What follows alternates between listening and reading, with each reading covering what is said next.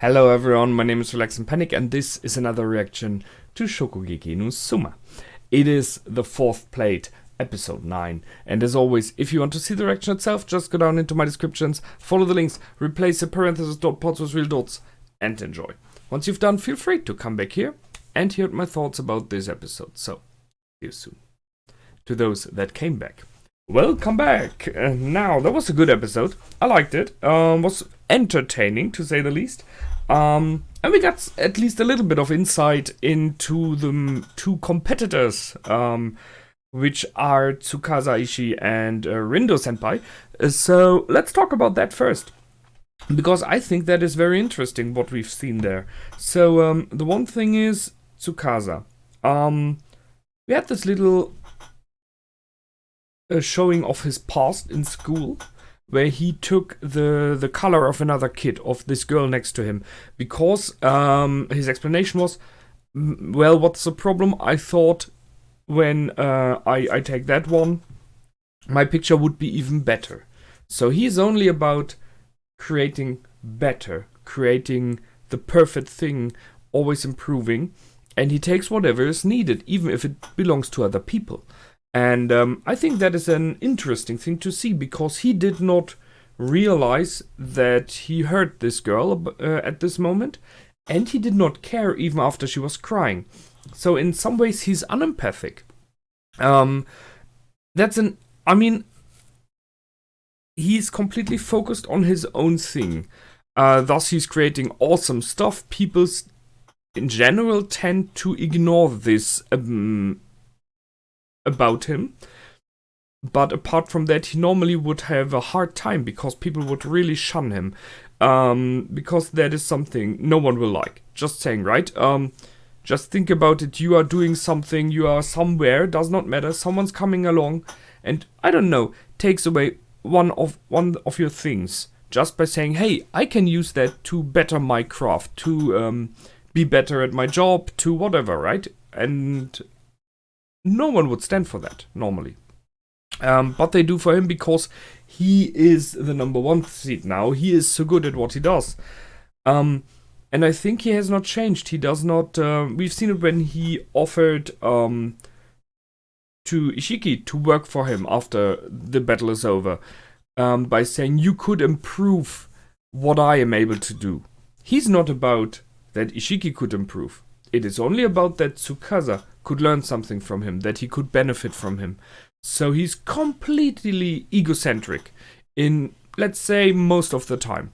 I kind of hope he's not completely, because that is a person you could not live with. Just saying. But that's interesting to know, because it means if he is that way, then we stand a chance in the last dish, because he will only make sure that his dish is perfect, and that he maybe uses what Rindo does to improve his own dish. So he might leech on her. So his dish will possibly be awesome, but he will not do the other way around. He will not give anything from his stuff to make sure her dish is better as well. It is good that they do it in the way that he's doing the main dish, because otherwise it wouldn't work. But I think that may be what it's going to be, because if our two competitors are helping each other, if they are like giving each other benefits, that might win it. I think I see the option that the best single meal is the one from Tsukasa.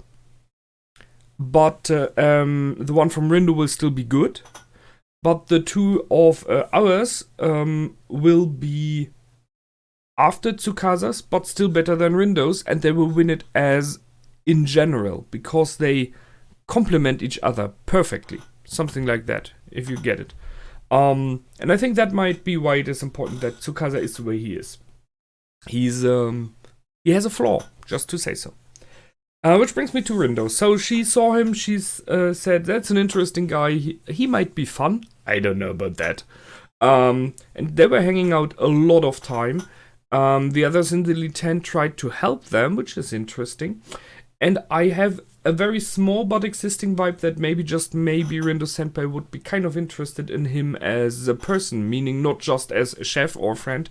Maybe she would want more from him, some kind of companionship, camaraderie, partner, right? And he just does not get it at all because he is who he is. So I see that this might be a problem. Might be, I'm not sure about it. They showed, however, that the Elite 10 were always helping out Tsukasa and everything else in the papers and stuff because he's just focused on cooking. Just that, nothing else. And he did not even realize it, I think. That's a bit sad. And Rindo said it used to be fun. But that's the past, you know? It used to be means it isn't anymore. And that is what the rebels are about. So Rindo is on the verge of turning. She is on the verge of turning towards the rebels. She does not realize it yet. She does not want to admit it. But honestly, she is. She says, I lost the fun in it. And that's what the rebels were about. They said, we want cooking to be fun. That's what it is about. It should be entertaining. It should be nice. You should love what you do. And I said it in the last episode's comments. It's about winning the war, not the battle. So they're taking over one by one of them. I don't know, man. I'm not really sure. It may be that this will be a turning point for Rindo as well. I don't know about Tsukasa because he is just the way he is. I don't know if you can convince him at all. So much about that. Now, Tsukasa brought out his dish, and we could see that Ishiki was talking to Kinokuni, I think her name is. So trying to convince her. They did not go on further there. But Tsukasa brought his royale dish, which was awesome and had multiple layers and it won due to that. So he played on the word of royale by putting in everything that was royale while it complemented each other. So that's what he's good at. He's an awesome chef, no question there. And won it against Ishiki.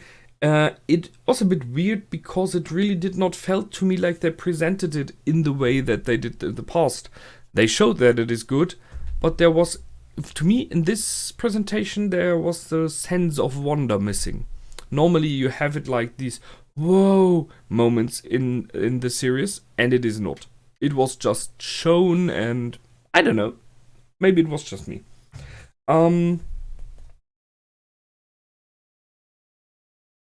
Yeah, and finally, we have the preparation for the final dish. So, grandfather showed up and changed how it is done again. First Azan changed it, now he changed it. So it will be this 2-meal dish, which I like.